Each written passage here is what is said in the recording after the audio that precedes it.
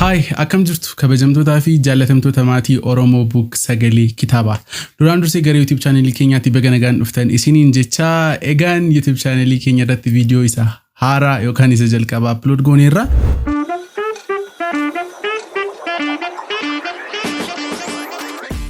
Video hararratti Oromoo Book Sagaleen Kitaabaa maali?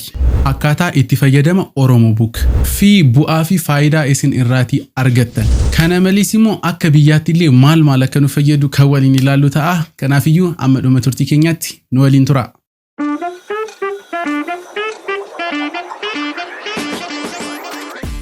Oromoo Book Sagaleen Kitaabaa kan inni hundaa'e bara 2015 akka lakkoofsa Itoophiyaatti yeroo ta'u, weebsaayitiin kunis kitaabota afaan Oromoo barreeffamaan jiran gara sagaliitti jijjiiruudhaan weebsaayitii irratti bilisaan isiniif kaa'eera jechuudha. Weebsaayitiin yookiin immoo dhaabbanni kun hojjettoota hedduu kan of jalatti haammate yeroo ta'u, barreessitoota garaa. Kana malees immoo namoota sagalee babbareedaa qaban kitaabota kana gara sagaliitti haala gaariidhaan namoota jijjiiruu danda'an namoota hedduudha kan inni qaxaree hojjechiisaa ture. Egaan Oromoo Book Sagaleen Kitaabaa kan inni yeroo jalqabaaf gabaarratti bilisa ba'e bara 2016 keessattidha. Eebbi isaas kan inni ta'e bakka artistoonni Oromoo fi maanguddoonni Oromoo gurguddoo argamanitti hoteela Ililiitti ture bara 2016 keessa. Kanaafiyyuu Oromoo Book kitaabota dubbisuu barbaadanii yoo yeroo dhabdan yookiin immoo dubbisuu hin dandeessan yoo ta'e haala salphaatiin weebsaayitii irra galtanii akka dhaggeeffataniif karaa salphaa fi karaa baay'ee mijataadha jechuudha. Egaan waa'ee Oromoo Book amma kana ergan isinitti hime isin gaha. Fi amma immoo akkamittiin akka Oromoo Book fayyadamuu dandeessan haala salphaatiin viidiyoo tokko isiniif hojjedheera isa dhaggeeffannee haa deebinu.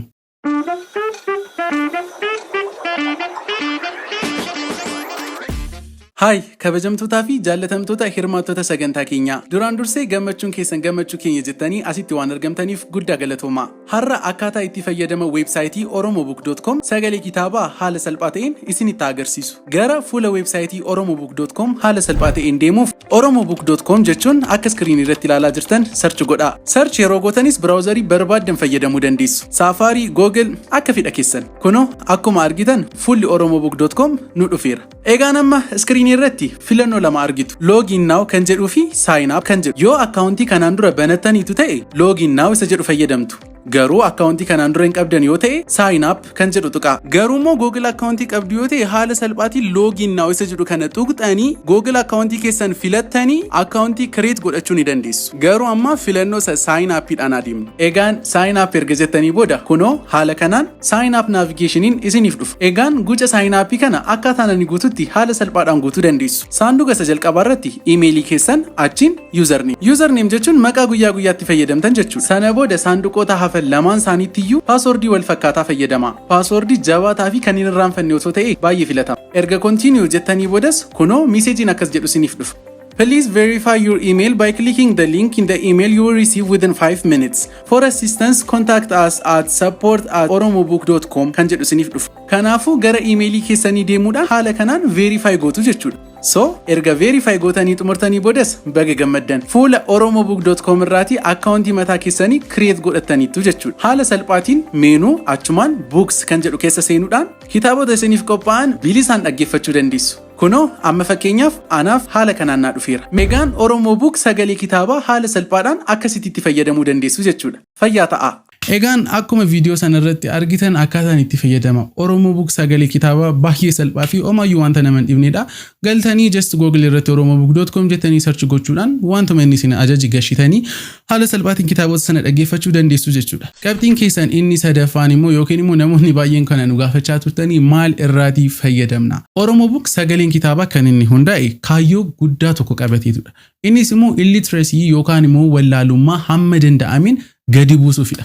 Oromiyaa keessatti jechuudha. Fakkeenyaaf namoonni hedduun kitaabota dubbisuu osoo barbaadanii garuu afaan Oromoo barachuudhaaf carraa osoo hin argatiin gara biyya alaatti kan imalan. Kana malees immoo hojii garaagaraatiin qabamanii kitaaba dubbisuudhaaf yeroo namoonni dhaban baay'ee hedduudha. Kanaafiyyuu oromobook.com immoo kitaabota sana gara sagaliitti jijjiiree earfoonii keessan kaawwattanii haala salphaatiin hojii keessan osoo hojjettanii dhaggeeffachuu dandeessu jechuudha. Yaaddaniitu kitaaba tokko guyyaa tokkotti yeroo fixxan. Kana malees immoo Oromoo Book Sagaleen Kitaabaa kitaabota baay'ee garaagaraadha kan inni of jalatti haammatee jiru. Fakkeenyaaf asoosama, saayikooloojii, seenaawwan maal kana qofaa keessa galtanii osoo ilaaltanii baay'ee hedduudha. Garii-gariidhaan isiniif qoodee akka filannoo keessanitti akka dhaggeeffattan haala mijataadhaan isiniif kaa'ee jira jechuudha. Egaan gara duubaattan isin deebisaatii faayidaa Oromoo Book keessaatii kan biraan immoo fakkeenyaaf mee yaada nuti sammuutti hin qabanne malee namoonni hedduun yeroo ijoollummaa isaaniitii kaasee gara biyya alaatti carraa deemuu yeroo argatan afaan Oromoo akka garaa isaaniitti dubbisuu, barreessuu fi wantoota akkasii irratti badaayyuu hin danda'an.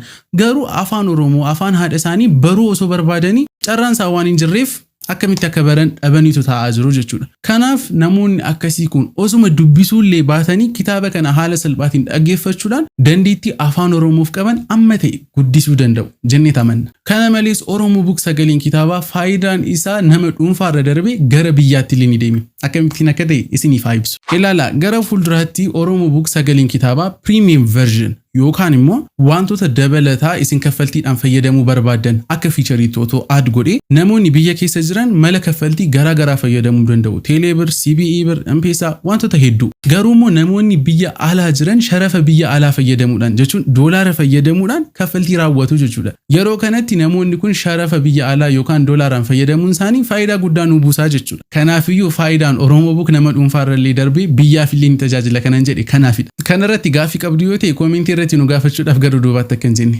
atattamaan isiniif deebisna. Egaan gaaffii hunduma keessanii kan ta'aa jiru Oromoo Book sagaleen kitaabaa kanarraati maal fayyadamaadha? Ammarratti dhaabbanni Oromoo Book economically yookaan financially dhaabbata kanarraati omaayyuu inkaamii argachaa hin jiru. Dhaabbanni kunis kan inni dhaabbate akkuma isinitti kaayyoon isaa inni guddaan illiteracy yookaan immoo wallaalummaa hamma ta'e gadi buusuufidha. Kanaafiyyuu maybe gara fuulduraatti fiicharoota garaa garaa yookaan advertisementoota garaa garaa aadiyoo godhe malee amma irratti Oromoo Book sagalee kitaabaa completely bilisaanidha kan isin argattanii jechuudha.